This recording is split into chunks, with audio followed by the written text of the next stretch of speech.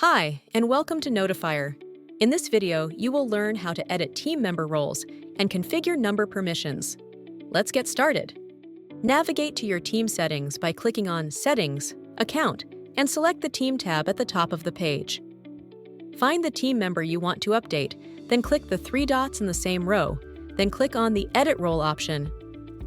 To assign a number, use the Number dropdown, choose the number you want to assign, and click Add. If you'd like to give the team member access to all numbers on the account, select the All Numbers option from the drop-down instead. By default, each number is added with View Only enabled. This means the user can send messages from the assigned number and only see their own sent and received activity for that number. If you'd like the user to view all message activity for that number, regardless of who sent it, simply uncheck the View Only box. To update the user role, click on the drop-down and choose from the available options. Note that users will have access to send and receive using all numbers on the account by default, unless specific number permissions are configured. And that's it!